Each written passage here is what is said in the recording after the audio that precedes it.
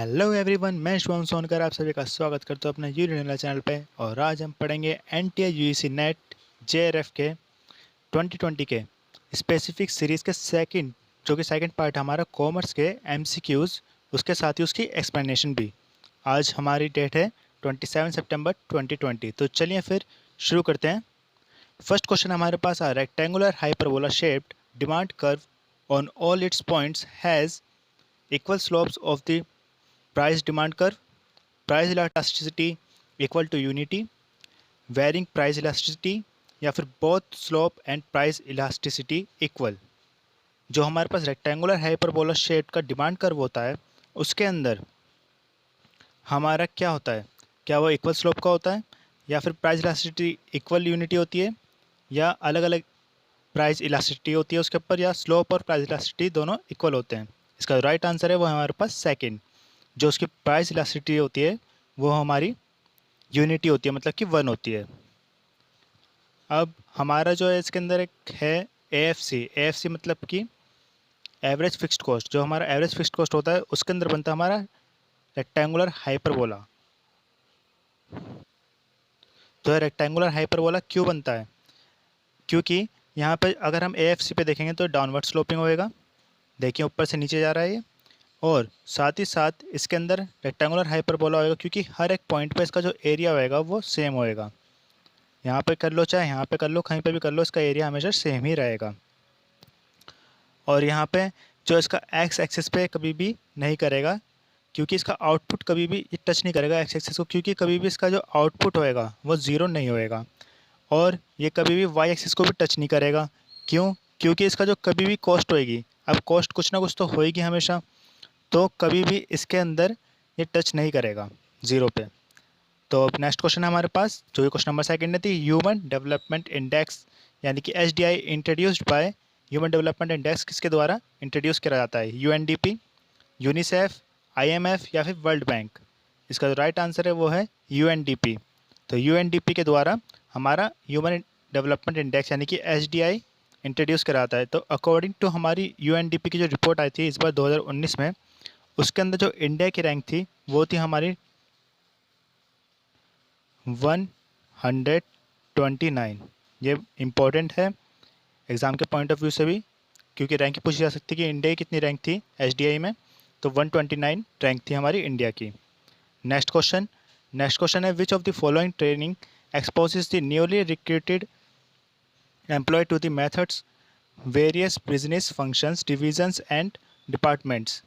इनमें से कौन सी ट्रेनिंग होती है जो कि नए नए जब रिक्रूटमेंट होती है किसी एम्प्लॉय की, तो उसके मेथड जो होते हैं उससे इंट्रोड्यूस कराते हैं, फंक्शन से और डिवीज़न और डिपार्टमेंट से उनके इंट्रोड्यूस कराती है। तो वो कौन सा हमारा मेथड होता है रिक्रूटमेंट का?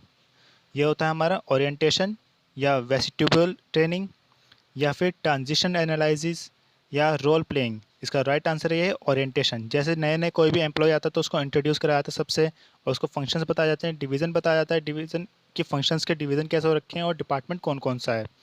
और ये एक है इसके अंदर वेस्टिब्यूल ट्रेनिंग। वेस्टिब्यूल ट्रेनिंग जो होती है ये इसके अंदर हमको बताते हैं कि किस तरीके से यूज़ करा जाएगा किसी भी टेक्नोलॉजी को, या किसी भी जो हमारे पास टूल्स होते हैं उसको कैसे यूज़ करा जाता है। तो इसको हम ऑफ द जॉब ट्रेनिंग भी करते हैं इसके अंदर हम।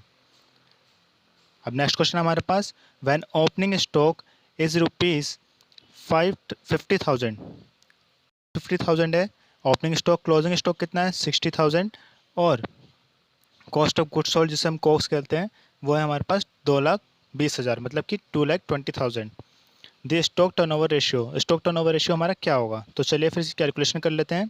कैलकुलेशन करिए हमारे पास स्टॉक टर्नओवर रेशियो, जैसे कि हमको पता है कि कॉक्स अपॉन एवरेज स्टॉक होता है। और एवरेज स्टॉक क्या होता है हमारा? Opening stock plus closing stock upon में 2। तो ओपनिंग स्टॉक हमारे पास कितना था? ओपनिंग स्टॉक था हमारे पास 50,000 ये रहा, और क्लोजिंग स्टॉक 60,000। क्लोजिंग स्टॉक और ओपनिंग स्टॉक को हमने ऐड करा, डिवाइडेड बाय 2 करा, तो हमारे पास कितना आ गया? ये एवरेज स्टॉक 55,000 ये रहा हमारे पास एवरेज स्टॉक। और कॉग्स हमारे पास दे ही रखा था, कॉग्स कितना दे रखा था? ये रहा हमारे पास 2,20,000। तो 2,20,000 हमारे पास कॉग्स स्टॉक टर्नओवर रेशियो जो कि हमारे पास कोक्स, और एवरेज से स्टॉक हमने जो कि हमने अभी निकाला 55,000, इसको करेंगे सॉल्व तो हमारा आ जाएगा 4। तो 4 टाइम्स हमारा राइट आंसर होएगा। 4 टाइम्स कहाँ पर है?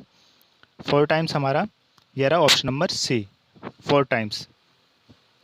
दोस्तों अगर आप लोगों को अच्छी लग रही हो वीडियो तो वीडियो को लाइक, शेयर और चैनल को सब्सक्राइब जरूर कर लें, जिससे कि आपके पास नोटिफिकेशंस आती रहें ऐसी वीडियोस के लिए। तो चलिए फिर अब हमारा नेक्स्ट क्वेश्चन देख लेते हैं। नेक्स्ट क्वेश्चन हमारे पास, नेक्स्ट क्वेश्चन है from the following modes of international business identify the mode which involves strategic aliens. ऐसा कौन सा मोड है इंटरनेशनल बिजनेस का जिसके अंदर की स्ट्रेटेजिक एलियंस बनती है? Franchising, Turkey project, joint venture या लीजिंग। फ्रेंचाइजिंग तो नहीं हो सकता क्योंकि इसके अंदर हम जब देते हैं किसी को तो वो यूज़ करता है उसको।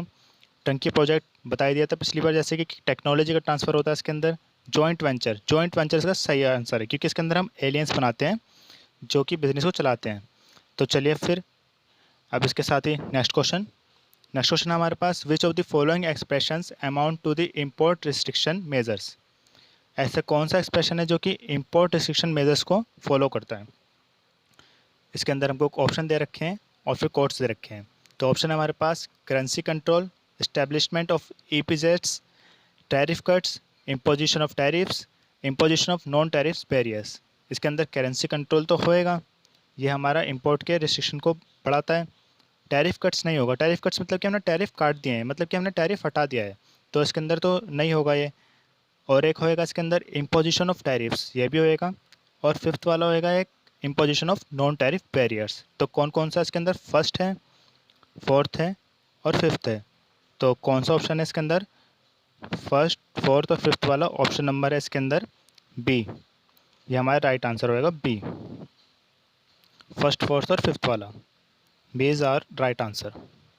नेक्स्ट क्वेश्चन, अब इसके अंदर हमारे पास आता है ईपीजीज, मतलब कि एक्सपोर्ट प्रोसेसिंग जोन्स। तो ये कौन से एरियाज होते हैं? Export processing zones are areas within developing countries that offers incentives and a barrier free environment to promote economic growth by attracting foreign investment for export oriented production. तो हमारे जो export मतलब कि ईपीजीज जो होते हैं हमारे, वो ऐसा एरिया होता है डेवलपिंग कंट्रीज़ के लिए, ये ध्यान रखेंगे, डेवलप्ड नहीं, डेवलपिंग कंट्रीज जैसे इंडिया ऐसी। तो हम ऐसे एक एरिया प्रोवाइड करते हैं, किसको प्रोवाइड करते हैं?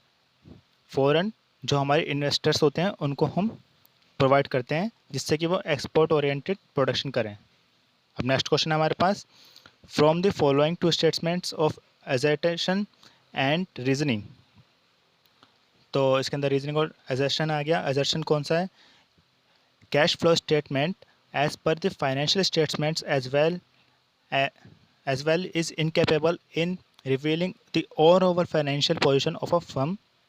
जो कैश फ्लो स्टेटमेंट है हमारी, जो फाइनेंशियल स्टेटमेंट तो होती है, लेकिन इसी के साथ इनकेपेबल भी होती है कि हमारी पूरी फाइनेंशियल पोजीशन को नहीं बता पाए। क्या है सही है? जी हाँ, बिल्कुल सही है। सेकंड, इसका रीजनिंग क्या है कि cash is an important constituents of the working capital based on the recorded facts only. जो कैश है हमारा वो इम्पोर्टेंट कॉन्स्टिट्यूट तो है ही हमारा वर्किंग कैपिटल का, क्योंकि वर्किंग कैपिटल में हमारे पास करंट एसेट्स होता है और उसके अंदर हमारे पास कैश भी होता है। तो फिर ये भी सही है हमारा, तो ए और बी दोनों सही है। तो A and R both are corrected and R is an explanation of A. तो हमारे पास ऑप्शन नंबर फर्स्ट हमारा राइट आंसर है। ऑप्शन नंबर फर्स्ट हमारा राइट आंसर है। नेक्स्ट क्वेश्चन है, which of the following emphasises the qualitative aspects of working capital management. Working capital management के लिए कौन सा क्वालिटेटिव एस्पेक्ट है? Gross working capital, quick working capital, net working capital या फिर नन ऑफ द अबव। तो इसके अंदर राइट आंसर जो होगा वो होगा हमारा net working capital. Net working capital मतलब कि वही जो हमारा एसेट्स माइनस लायबिलिटीज़ होता है, current assets minus current liabilities. तो अब नेक्स्ट क्वेश्चन हमारे पास क्वेश्चन नंबर 9। क्वेश्चन नंबर 9 है, A B and C are partners in a firm sharing profits and losses in the ratio of 4:3:2. They agreed to take D into partnership and gave him 1/8 share. With what will be their new profit sharing ratio? A B और C partner से profit sharing कितना कर रहे थे वो? 4:3:2। तो उन्होंने D को फिर एडमिट करा कितने के लिए? 1/8 शेयर के लिए। तो उनका न्यू प्रॉफिट शेयरिंग रेशियो क्या होगा, ये हमसे क्वेश्चन में पूछा गया है। तो देख लेते हैं इसका सॉल्यूशन कैसे होएगा। तो solution old ratio A B और सी का कितना था, 4:3:2 ये दिया हुआ है। और कितने के लिए एडमिट करा डी को उन्होंने, 1/8, 1/8 के लिए एडमिट करा, ये भी हमको दिया हुआ है। अब फर्म्स का शेयर कितना होगा, फर्म का शेयर कितना होगा, 1 माइनस 1/8, 7/8 होगा फर्म का शेयर। ये रहा हमारे पास फर्म का शेयर फिर हो गया। अब नेक्स्ट ये फर्म का शेयर जो होएगा वही ए बी और सी अपने अपने रेशियो में बांटेंगे। तो ए का अब हमारा न्यू रेशियो जो हमारा निकलेगा वो हमारी कैलकुलेशन होगी। ए का ओल्ड रेशियो कितना था, 4/9, यहाँ से निकाला हमने 4/9 इंटू में 7/8 जो हमारा फर्म का रेशियो, तो इसका आ गया 28/72।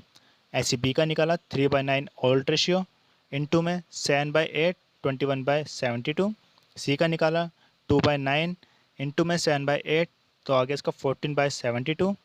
ऐसे डी का निकाला, डी का हमने क्या करा, डी का तो 1/8 शेयर था, तो उसके लिए हमको डिनोमिनेटर सेम करना होता है 72 वाला। तो 72 के लिए हमने 9 और 9 से मल्टीप्लाई कर दिया डिनोमिनेटर और न्यूमिनेटर दोनों को, तो हमने कर दिया, तो इसका आ गया 9/72। तो इनका रेशियो क्या आ गया, 28:21:14:9, यह आ गया हमारा ए बी सी डी का रेशियो, और यही हमारा आंसर है। तो चलिए फिर देख लेते हैं कौन से ऑप्शन में है ये आंसर। ये ऑप्शन है हमारे पास 28:21:14:9, ये ऑप्शन नंबर हमारे पास बी है। तो B option is our right answer. Next question है हमारे पास क्वेश्चन नंबर 10, जो कि लास्ट क्वेश्चन है हमारा। Match the items of list 1 with those, तो हमको मैच करना है इसके अंदर फर्स्ट के लिस्ट के लिए और सेकंड को। प्रोविज़न फॉर टैक्सेशन, क्या होता है प्रोविज़न फॉर टैक्सेशन, जैसे कि हमको नहीं पता कि प्रोविज़न फॉर टैक्सेशन इनमें से क्या होगा, करंट एसेट, अनसिक्योर्ड लोन्स या फिक्स्ड एसेट्स या प्रोविजंस। तो प्रोविजंस ही है इसका तो आंसर, फोर्थ होएगा। अब फोर्थ कौन कौन से में, ए का फर्स्ट और सेकंड। अब तो फर्स्ट और सेकंड है, तो बी का देख लेते हैं। बी का क्या होएगा, लाइव स्टॉक। लाइव स्टॉक यानी कि जो हमारे पास चारा वारा या फिर जो भी हम बेचने के लिए फसलें वसलें रखते हैं, या हम डोमेस्टिक या हम कोई से पशुपालन करते हैं तो एग्स वैग्स बेचने के लिए रखते हैं, उसी को हम लाइव स्टॉक बोलते हैं। तो वो हमारा क्या होगा, वो हमारी होती है फिक्स्ड एसेट्स। तो फिक्स्ड एसेट्स बी का थर्ड के साथ दो ऑप्शन है, फर्स्ट और सेकंड। अब सी का देख लेते हैं, सी का सेकंड होएगा फर्स्ट होएगा। सन्डी डेटर्स, सन्डी डेटर्स सभी को पता है कि करंट एसेट्स होते हैं हमारे, तो सन्डी डेटर्स हमारे करंट एसेट्स होते हैं, तो इसलिए हमारे पास सी का फर्स्ट ऑप्शन है। तो सी का फर्स्ट कौन सा हुआ, सेकंड वाला ऑप्शन, तो second option is our right option. तो बस आज के लिए इतना ही। आई होप आपको अच्छे से समझ में आ गए होंगे। एक्सप्लेनेशन के साथ हमारे MCQs जो कि UGC नेट सीरीज़ का सेकंड पार्ट था आज। अच्छी लगी वीडियो तो वीडियो को लाइक करें और अपने दोस्तों के साथ शेयर करें, जिससे कि ज़्यादा से ज़्यादा बच्चे जुड़ सकें इसके साथ और फ्री में इस सीरीज़ का लाभ उठा सकें। और सब्सक्राइब करना ना भूलें और साथ ही साथ बेल आइकन को भी ज़रूर दबाएँ। और PDF के लिए हमारे टेलीग्राम चैनल को ज्वाइन करें, लिंक इसका डिस्क्रिप्शन में दे रखा है। Thank you for watching my video. पढ़ते रहिए और आगे बढ़ते रहिए।